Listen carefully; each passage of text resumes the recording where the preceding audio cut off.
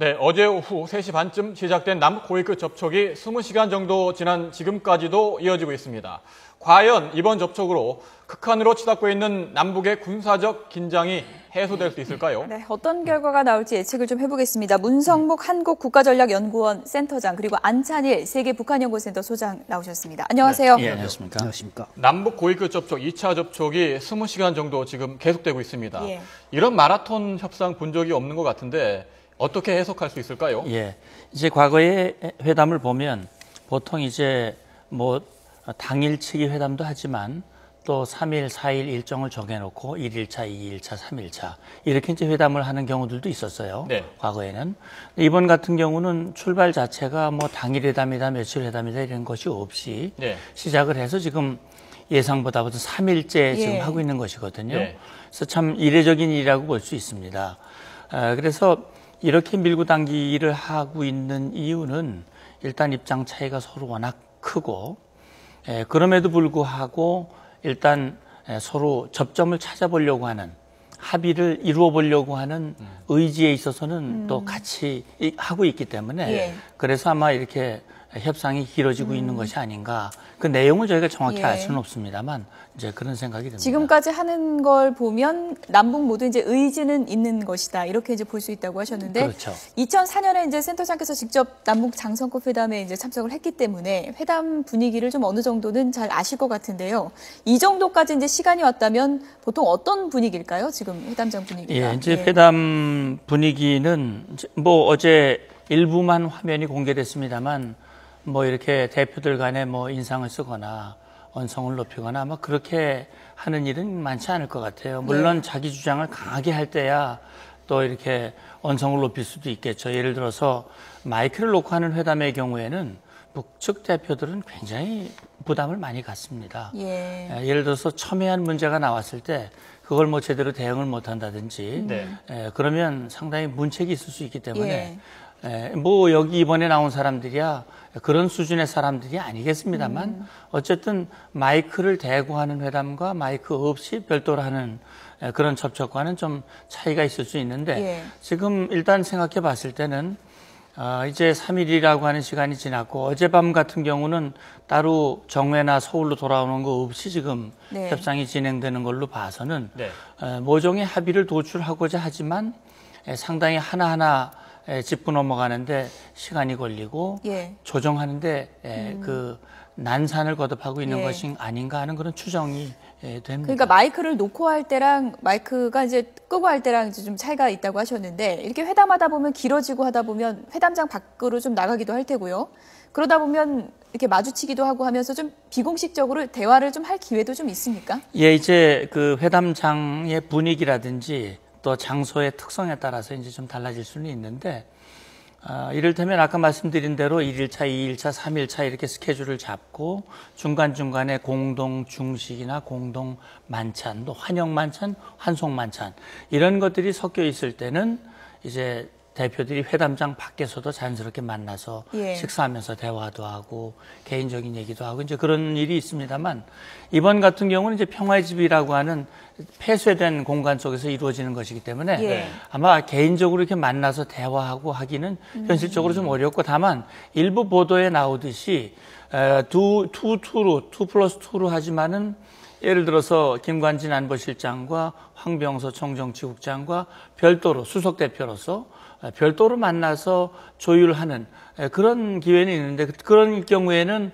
지금 보시는 그 전체의 회담장이 아닌 소회의실, 작은 회의실 같은 데서 마이크 없이 이제 그런 얘기를 할 가능성은 있겠죠. 네, 마이크를 끄고 긴밀한 이야기를 할 가능성도 있다. 이런 말씀이군요. 자, 그런데 이번 회담은 2+2 남북 대표단이 회담을 하고 있습니다만 CCTV 소형 카메라를 통해서 우리 측 청와대 쪽에서도 보고 있고 북쪽에서도 이를 보고 있을 텐데 어떻게 보면 박근혜 대통령과 김정은 제1위원장이 뭐 사람을 앞세워서 지금 회담을 하고 있는 모양 아니겠습니까? 그렇다면은 북측도 분명 지침을 받고 있을 텐데 어떤 식으로 받게 되는 겁니까?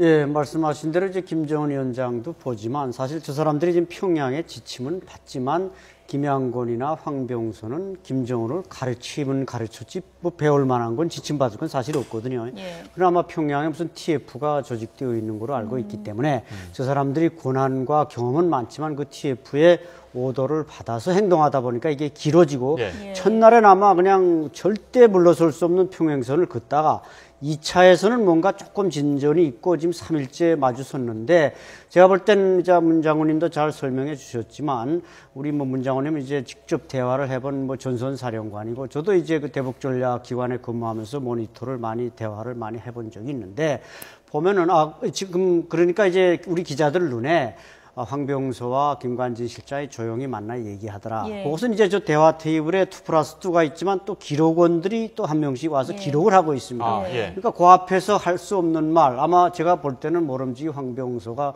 우리 김관진 실장한테 어제 두 번째 날에는 말했을 겁니다. 이보시오, 우리 김영철 경찰총국장이 한 짓이라는 거 알아. 그러나 우리 좀 잘 합의해서 좀 어떻게 좀 결론을 내보자. 이렇게 말했을 가능성이 있다는 거죠. 기록원들 없는 데서는. 왜냐하면 황병서가 그거 왜 모르겠습니까? 김영철이 했다는 거. 그래서 이제 책임을 누구한테 뒤집어 씌우느냐. 북한이 뭐 김상령 2군단장 선에서 책임지는 쪽으로 할지 아니면 김영철까지 올라갈지 자칫하다가 저기 김정은이 사과하는 꼴이 되겠으니까 아마 그런 면에서 지금 서로 충돌이 완화되지 않으면서 갑론을박하고 있지 않는가 보여집니다. 예. 그러니까 북한에서 나온 그 황병서가 좀 자기 목소리를 낼 수 있다고 보십니까? 김정은의 그렇죠. 그 아마 동의 없이요? 역사상 남북 대화에 예. 나온 사람 중에 황병서만큼 고난을 가지고 왔다. 그것은 최고 지도자의 의중을 읽고 최고 지도자한테 말을 할 수 있는 사람은 아마 황병서가 저는 유일하지 않나. 그런 점에서 이번 회담에 기대를 걸고 있고 황병서라는 사람은 이제 94년 7월 8일 김일성 주석이 사망하자마자 그 김정은의 어머니 고영이가 군부대를 현지 지도할 때 따라다니면서 그때 김정은이가 10살 났었습니다. 예. 아마 업고도 다니고 뭐 수영장도 다니고 그랬겠지만 그런 위치기 때문에 누구보다 김정은과는 가깝고 그런 패밀리 이식으로 저 사람이 지금 가장 중요한 포스트에 진급한 거 아니겠습니까? 그래서 저는 그런 면에서 북한에서는 최고 지도자와 가장 가까운 사람, 또 우리 김관진 실장은 그야말로 청와대 안보 컨트롤 타워 아니겠습니까? 그래서 조금은 기대가 된다. 그런 말씀입니다. 네. 예.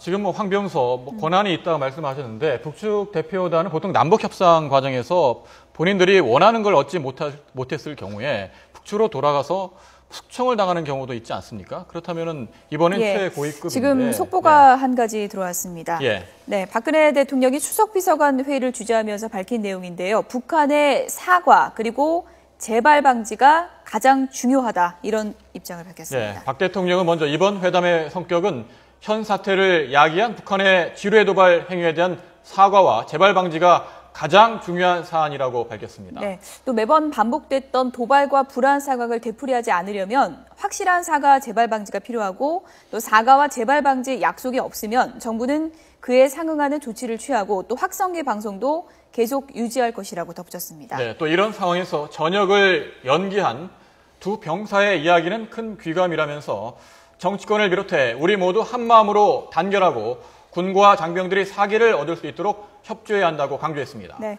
이어 정부는 북한의 그 어떤 도발도 강력하게 응징할 것이지만 이번에 고위급 접촉이 지금 진행 중인데요. 이 대화가 잘 풀린다면 서로 상생하면서 한반도의 평화를 위해 최선을 다할 것이라고 강조했습니다. 네, 특히 북한 도발과 관련해 해외 투자자들이 불안 심리를 보일 가능성도 있는 만큼 최근 사태가 경제에 미치는 영향 그리고 우리 정부의 대응 등을 정확하게 알려서 불안 심리가 확산되지 않도록 해주기를 바란다고 당부했습니다. 네, 지금 고위급 접촉이 계속 진행되고 있는 상황에서 박근혜 대통령이 무엇보다 북한의 사과와 재발 방지가 가장 중요하다 이런 입장을 밝혔는데요. 지금 뭐 고위급 접촉에서 이 부분이 이제 가장 난항을 겪지 않을까 했던 부분이기도 한데요. 어떻습니까? 북한이 어떤 입장을 볼 거를 예상해 볼 수 있을까요? 예, 지금 이제 대통령께서 이번 회담에 임하는 우리의 어떤 기본 입장을 아주 명확하게 밝히신 거예요. 그러니까 지금 이제 어제 아침에 민경욱 청와대 대변인이 밝힌 바와 같이 이번 회담에서 논의하고 있는 것이 최근 1년의 사태에 대한 해결 방안과 앞으로 남북 관계를 발전시켜 나가는 방안, 두 가지를 놓고 이제 회담을 하고 있는데 예. 우리는 최근 사태를 반드시 제대로 마무리를 짓고 남북관계 발전으로 나가야 된다 하는 것이고 북한은 과거는 과거니까 잊어버리고 또 우리가 한 일도 아니고 그러니까 그런 거 요구하고 또 그렇게 하지 말고 시비 걸지 말고 남측이 관심을 가지고 있는 사안들 또 그동안 남북 간의 현안으로 대두됐던 문제들 예. 그런 걸 주로 논의합시다. 그런 것들을 우리 합의문에 담아서 그거 발표합시다. 예. 그렇게 새로운 남북 관계 나갑시다. 아마 이렇게 협상 구도를 끌고 가면서 밖에서는 긴장을 고조시키고 이런 일련의 행동을 하고 있는데 그런 차원에서 대통령께서 오늘 수석 비서관에 의해서 명확한 입장을 얘기했고 아마 이 입장이 곧 우리 협상 대표단의 협상 예. 그 기본 입장인 것이고 또 얼마 전에 조금 전에 이 국방부 대변인이 밝혔듯이 예. 북한의 도발에 대해서는 단호하게 하겠다고 하는 입장도 역시 우리의 기본 입장이다. 예. 예, 원칙적인 입장을 박근혜 대통령이 다시 한번 강조한 것으로 해석됩니다. 박근혜 대통령은 현재 진행되고 있는 남북 고위 당국자 접촉과 관련해 북한의 지뢰 도발에 대한 사과와 재발 방지를 강조했습니다. 네, 취재기자 연결해서 내용 들어보겠습니다. 박기현 기자. 네, 청와대 춘추관입니다. 네, 박근혜 대통령이 수석 비서관 회의에서 밝힌 내용 다시 한번 좀 정리를 해주시죠. 네, 박근혜 대통령은 오늘 수석 비서관 회의를 주재하고 최근 가장 큰 현안인 남북 고위 당국자 접촉에 대한 입장을 밝혔습니다. 우선 이번 회담에서 가장 중요한 것은 현 사태를 야기한 북한의 지뢰 도발에 대한 사과와 재발 방지라는 점을 분명히 했습니다. 이런 도발을 되풀이하지 않으려면 확실한 사과와 재발 방지가 필요하다면서 북한이 위협을 가해도 결코 물러설 일이 아니라고 강조했습니다. 박 대통령의 발언 직접 들어보겠습니다. 이번 회담의 성격은 무엇보다도 현 사태를 야기한 북한의 지뢰 도발을 비롯한 도발 행위에 대한 사과와 재발 방지가 가장 중요한 사안입니다. 그것은 국가의 안보와 국민의 안위가 걸린 문제이기 때문에 과거와 같이 북한이 도발 상황을 극대화하고 안보에 위협을 가해도 결코 물러설 일이 아니라고 생각합니다. 매번 반복되어 왔던 이런 도발과 불안 상황을 되풀이하지 않으려면 확실한 사과와 재발 방지가 필요합니다. 그렇지 않으면 정부는 그에 상응하는 조치를 취하고 확성기 방송도 계속 유지할 것입니다. 박 대통령은 북한의 그 어떤 도발도 강력하게 응징하되 만약에 이번에 대화가 잘 풀린다면 서로 상생하면서 한반도의 평화를 위해 최선을 다할 것이라고도 강조했습니다. 박 대통령은 또 이번 상황으로 전역을 연기하겠다던 두 병사에 대해서도 언급했습니다. 이들의 애국심이 나라를 지킬 수 있고 또 모든 젊은이들에게 큰 기감이 될 거라고 밝혔습니다. 그러면서 정치권 등 모두 한마음이 돼야 하고 군의 사기를 꺾고 위상을 떨어뜨리는 것은 국민의 안위와 국가의 안보를 위태롭게 하는 것이라고 지적했습니다. 또 위중한 안보 상황이라도 정부와 군 그리고 국민들이 혼연일체가 되면 슬기롭게 극복할 수 있다면서 지금의 안보 위기도 이겨내고 기회로 만들 수 있다고 강조했습니다. 지금까지 청와대 춘추관에서 YTN 박기현입니다. 네. 사과와 재발 방지가 지금 가장 중요하다. 이 부분을 박근혜 대통령이 고위급 접촉이 진행 중인 상황에서 다시 한번 분명히 밝혔습니다. 북한이 사과 표명을 할 가능성 어느 정도 있다고 보십니까? 네, 대통령의 말씀은 사과 안 하면 모든 건 생각지도 말라. 이런 예. 메시지를 지금 김정은이도 들으라. 저런 말씀이라고 저는 예. 이해를 하고요. 아마 북한이 지금 그 문제 때문에 이게 허들을 넘지 못하는데 제가 볼 때는 아마 북한이 그래서 어떻게 이걸 빠져나갈까. 그게 지금 회담에서 아마 부딪히고 있을 텐데 그래서 아마 자칫하다가는 이게 김정은이 사과하는 꼴이 날 테니까 그 아랫단에서 꼬리 자르기.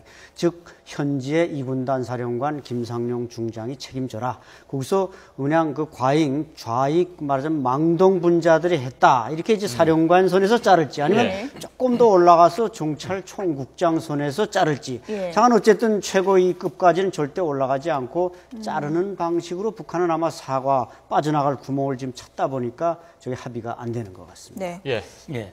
그러니까 이제 어차피 우리로서도 이제 좋은 기회란 말입니다. 그동안 우리가 여러 차례 북한에게 대화를 제의했고 그 대화를 제의할 때마다 북한이 조건부를 여러 가지 조건들을 걸었었어요. 예. 그런데 이번에는 오히려 북한이 모든 조건을 다 내려놓고 먼저 회담에 나왔습니다. 예. 그리고 격과 틀 뭐 이런 것들을 그동안 늘 따지던 북한이 그런 거 따지지 않고 나왔다고 하는 자체는 예. 우리가 지금 북한의 지뢰 도발에 대해서 취하고 있는 지금 대통령께서도 확성기 방송을 언급을 하셨습니다만 이것 자체가 북한에겐 대단히 뼈아픈 조치인 것이고 제가 2004년에 그 회담을 하면서 저는 남북 군사회담을 뭐 거의 50차례 가까이 했습니다만 가장 참 제가 아프게 생각하는 부분이 그 부분입니다. 그때 당시에 우리가 북한에게 단순간에 그것을 중단하고 넘겨준 것은 참 적절치 않은 것이었다라고 저는 스스로도 판단을 하고 있습니다. 그러나 이제 제대로 온 거예요. 다시 말하면 북한이 잘못한 그 부분에 대해서는 예. 우리가 명확하게 얘기를 해줘야 되고 우리 대통령도 그렇고 사실 일반 국민들도 그렇습니다. 언제까지 저렇게 북한에게 휘둘리며 살아갈 거냐. 한 지붕 안에 살고 있는데 맨날 협박이나 당하고 그렇게 하면 되겠느냐. 이제야말로 그 고리를 끊어내자라고 하는 것이 우리의 입장이었고 지금 이 대화의 자리가 마련된 것도 이번에 그것들을 해결해야 되는 것이기 때문에 시간이 좀 걸리더라도 그것을 분명히 해야 되고 만약에 북한이 어물쩍 과거와 같이 대충 우물떡우물떡 해가지고 이산 가려고 한번 해줄 테니 그냥 끕시다. 이렇게 해서 넘어가서는 절대로 안 된다 하는 것을 우리 대표단도 알고 국민들도 그렇게 알고 있는 걸로 알고 있습니다. 예. 박근혜 대통령이 회담과 관련해서 남북 간 접촉과 관련해서 원칙을 다시 한번 강조한 것이어서 접촉에도 큰 영향을 미칠 것으로 보입니다. 그런데 이렇게 남북 고위급 접촉이 사흘째 이어지는 상황에서 북한이 군사적 도발 준비를 계속하고 있거든요. 네, 잠수함 50여 척이 지금 기지에서 이탈해서 어디 있는지 지금 사라졌다는 표현인데 뭐 어디 있는지 우리 군은 알고 있을 것 같습니다만 뭐 정보상 말하지 못하는 부분이 분명히 있을 것 같고 공기 부양정 부분도 전방 배치했다는 부분은 일단 일부 언론에서 보도했습니다만 그 부분은 확인 중에 있는 것 같고요. 특수전 부대들 지금 배치되어 있는 것 같고 나와 있는데 이렇게 북한이 3대 침투 전력이라고 하는 잠수함 공기 부양정 특수 요원을 배치하고 있는 상황 어떻습니까? 준전시 상태 매뉴얼대로 움직이고 있는 겁니까? 맞습니다. 그 끝부분에 이제 준전시 상태의 매뉴얼이 일단 보병 부대는 전진 배치되면서 갱도 속으로 싹 들어가니까 이제 이 잠수정도 역시 대피를 해야 되는 겁니다.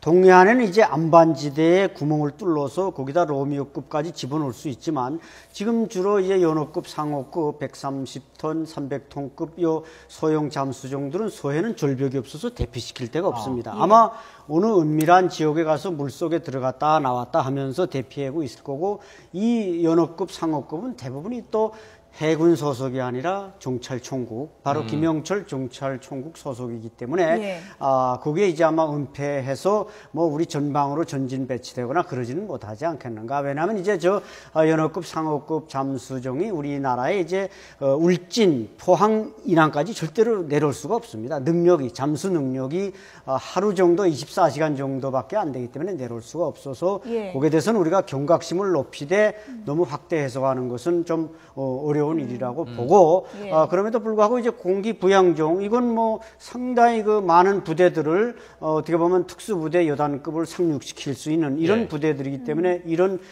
공기 부양종의 이동 특히 이제 서해안에 북한군을 상륙하는 해상 육전대가 상당히 전진 배치돼 있기 때문에 그 분야는 좀 경계를 해야 될 것 같습니다. 이 회담장 밖에서 북한이 이제 군사적 긴장감을 높이는 게 협상 전략이다라는 분석이 많이 나오고 있는데 실제로 협상 전략으로 좀 유용한 카드가 되는 건가요? 북한 입장에서? 이제 북한은 그렇게 하는 거죠. 이를테면 그렇게 계속 긴장을 높이고 군사력을 전진 배치하고 특히 잠수함 가지고 이제 들었다 놨다 하면서 이제 곧 무슨 일이 일어날 것 같이 이렇게 불안감을 최대한 높이면 역시 남한 사회가 불안해지고 하루빨리 그거 너무 질질 끌지 말고 빨리 웬만한 선에서 그냥 타결해가지고 북한이 여기 좀 들어주고 그렇게 해서 안정감을 가집시다. 이런 목소리가 우리 내부에서 일어나기를 바라는 그런 어떤 이 협상 전략 차원에서 할 가능성이 있습니다. 준전시 상태라고 하는 것도 있지만 그렇게 해서 우리를 불안하게 만드는데 사실 우리를 때릴 의도가 있다면 그렇게 노골적으로 하지 않습니다. 보이지 않게 은밀하게 우리가 미처 알아차리지 못하는 상황 속에서 기습이라고 하는 걸 해야 우리에게 피해를 입히면서 자기가 피해를 안 당하는 것이기 때문에 이렇게 워치콘을 격상시키고 한미연합연습이 진행되고 있고 우리가 다 보고 있는 상황에서 일부러 노출시키면서 움직임을 자꾸 보이는 것은 그런 의도와 연관시켜서 해석할 수가 북한이 있습니다. 뭐 아무리 불안감을 높이려고 해도요. 저희가 앞서도 얘기했지만 2030 젊은이들이 안보관이 상당히 좀 변화되면서 의연하게도 대처를 하고 있고 박근혜 대통령도 전역 연기한 두 병사가 이제 큰 귀감이 됐다고 이제 한 마음으로 단결돼야 된다 이런 입장을 밝힌 바 있는데 이런 상황을 북에서는 어떻습니까? 이런 상황을 다 좀 주민들이 전달을 받고 약간 불안감을 느끼고 이런 좀 분위기가 있습니까? 그렇지는 않죠. 이제 그 반대로 지금 우리 민족끼리 북한에는 이제 그 흑색 형식을 띤 우리 민족끼리 텔레비전이 있고 또 2012년 김정은 들어와서는 통일이 메아리라는 또 라디오를 만들었습니다. 이것은 북한이 주체가 아니고 다른 데서 하는 것처럼 하는 일종의 흑색 형식의 매체란 말이죠. 거기서 뭐 나온 걸 우리 언론들이 보도하고 있습니다만은 뭐 남조선에서는 사재기가 일어나고 있고 뭐 예비군 훈련 받다가 뭐 도망가고 뭐 어쩌고 딱 자기네 일을 우리가 하는 것처럼 자기네가 지금 그렇게 하고 있습니다. 도망가고 탈영하고 북한이 그러는 건데 우리가 그러는 것처럼 국회에서 이렇게 전달하고 있는데 북한 주민들은 그것만 듣다 보니까 그 말이 맞는 걸로 알지 이제 좋은 긍정적인 얘기들은 모르기 때문에 그게 좀 안타까운 일이죠. 예. 우리 민족끼리 조금 전에 황당한 보도를 하고 있다 말씀하셨는데 어떤 보도를 했는지 그 실제 어떤 내용이 들어보면서 이야기를 좀 더 나눠보겠습니다. 지금 이 시각 남조선에서는 전쟁 공포증이 만연되고 있으며 우리 공화국의 중대립장이 발표되자 예비군 훈련에 동원되었던 사람들 중 절반 이상이 훈련장을 이탈하여 집으로 도망가는 일이 벌어졌습니다. 한편 인천에 있는 한 백화점에서는 아침부터 사람들이 몰려와 라면과 음료수, 식용 기름 등을 무더기로 사가고 있으며 이로 인해 상점안은 일대 수라장이 되었다고 합니다. 오늘 12시부터 3시까지만 하여도 온화한 공항에서는 예약된 손님들보다 3 내지 4배나 많은 사람들이 외국으로 가는 비행기표를 사기 위해 길게 줄을 서고 있으며 암시장에서는 외국행 비행기표가 본 가격의 10배 이상의 값으로 거래되고 있다고 합니다. 네, 뭐 카메라 그 영상을 굉장히 빠르게 돌렸어요. 저는 사재기 그 현상이 좀 조작된 영상이죠. 그러니까. 영상 자체도 조작됐고 내용도 정말 황당합니다. 네. 그런데 듣고 있다 보면은 저 뭐 외국으로 나간 비행기표 요즘 보면은 여름 휴가철에 뭐 땡처리표라고 싸게 나오는 표도 있고 그런데 말도 안 되는 정말 보도를 하고 있거든요. 그렇죠. 예. 그런데 북한이 저렇게 선전전을 해서 주민들을 의식을 뭐 조정한다고 할까요? 그렇게 하고 있는데 밖으로는 또 군사적 긴장을 높이고 있고 이런 상황이 실제로 국지전 가능성이 있느냐 여부를 지금 따져보면은 북한 평양에 핵심 군 인력이 모여 있어서 실제로는 그럴 능력조차 없다. 북한이 국지전을 벌일 능력조차 없다는 분석도 나오고 있는데 실제 그렇습니까? 예, 그런 것이 이제 중요한 건데 말하자면 이제 10월 10일 노동당 창당 70주년 때 북한이 지금 최대의 퍼레이드, 말하자면 모스크바의 그 푸틴 또 베이징의 9월 3일 그 시진핑 자기네 그보다 더 멋있게 한다는데 절대로 멋있게 할 수는 없죠. 규모 자체가. 네. 그래서 이제 거기에 나가는 탱크, 자주포, 장갑차, 뭐 방사포 이거 다 준비해야 됩니다. 이거 몇 달 전부터 준비를 계속해 오는 예, 거죠. 준비 안 해놓으면은 그냥 줄 서 있는데 시동이 꽂아가지고 이 기중기차 갖다 놓고 막 드러낸단 말이죠. 다 준비하지.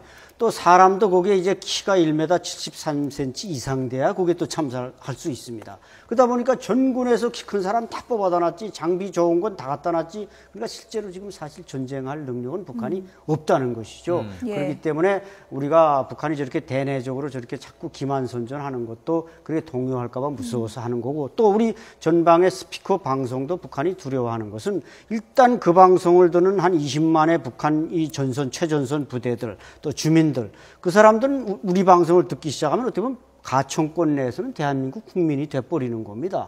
그걸 이제 두려워하고, 또 최전선엔 아주 정예 부대 출신 성분이 좋은 사람들만 갖다 놨는데 그 사람들이 머리가 바뀌기 시작하면 이건 뭐 북한이 체제 지탱에 아주 기둥이 빠져나가는 것 같으니까 북한이 저렇게 결사적으로 방송 중단을 매달리고 있는 거예요. 네. 전승절 앞둔 중국에서도 상당히 지금 한반도 상황을 예의주시하고 있을 텐데요. 이런 얘기가 있습니다. 북한과의 접경지대에 지금 뭐 탱크랑 뭐 다 집결하고 있다.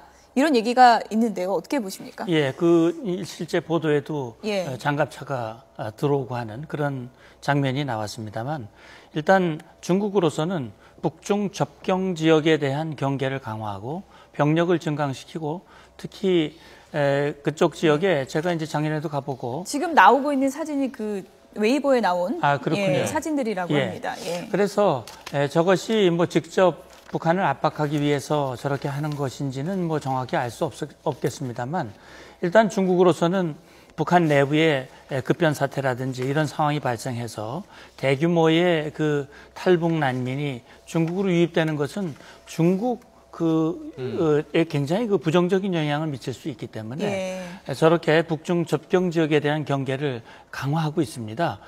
특히 전승절을 앞두고 이제 9월 초에 우리 대통령도 가시고 전 세계적으로 중국 이제 전승 70주년을 정말 축제 분위기 속에서 진행하고 싶은 것이 지금 시진핑 주석의 그런 그 마음인데 또 중국 국민들의 마음인데 바로 그 앞에서 북한이 자꾸 그걸 방해하는 모습을 보인다고 하는 것은 중국으로서 적절치 않으니까 자제를 당부했고 아마도 또 평양에 중국 대사관이 있고 여러 가지 언로가 열려 있기 때문에 중국으로서는 중국 정부의 공식 입장을 아마 전달했을 것이라고 생각이 됩니다. 네. 뭐 일부에서는 말이죠. 북한이 그동안 중국의 의존도가 높았기 때문에 원유 공급 같은 것도 중국을 통해서 들어오는데 중국이 파이프를 잠그면 북한의 연료가 떨어지고 군사 준비도 못할 것이고 전쟁을 일으킬 능력도 없을 것인데 그렇다면 중국이 이번 사태에 키를 쥐고 있는 게 아니냐. 결국 북한은 중국 눈치를 봐야 되는 게 아니냐. 이런 말이 나오고 있는데 실제 그렇습니까? 아니면 뭐 이게 일부에서는 북한이 35일 정도는 비축유를 갖고 있기 때문에 전혀 문제될 게 없다라는 분석도 있던데요. 연간 한 50만 톤의 원유가 들어오고 있는데 그것을 잠가버리면 뭐 한 달은 버틸 수 있지만 김일성 주석도 과거에 말했듯이 중국에서 원유가 안 들어오면 북조선은 망한다. 누차 그 인정을 했습니다. 그래서 아마 이번에 우다웨이도 뭐 건설적인 방향을 제시한다.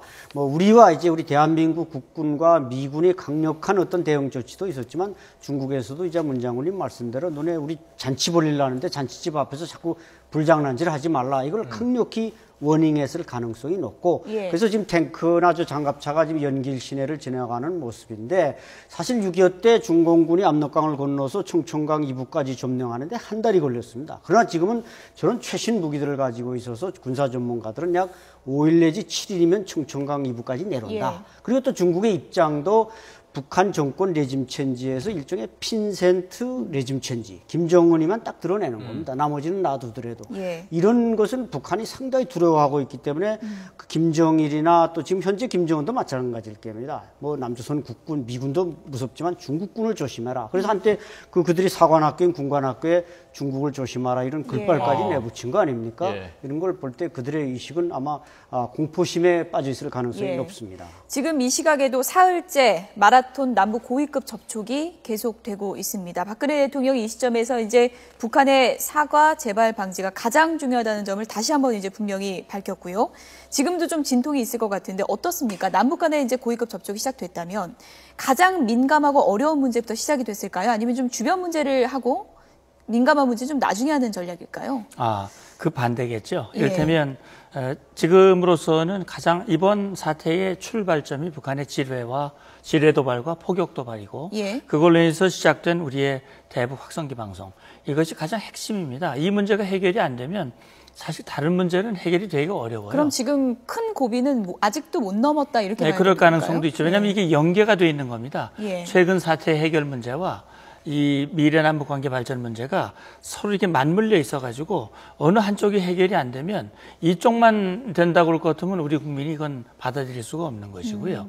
이 앞쪽을 해결하는 데 있어서 북한이 상당히 지금 어려워하고 있는 것이죠. 말하자면 시인하고 사과한다고 하는 것은 결국은 김정은이가 잘못했다고 하는 것을 인정하는 것인데 북한에서 김정은이 어떤 사람입니까? 사람이 아니죠. 북한은 신이죠.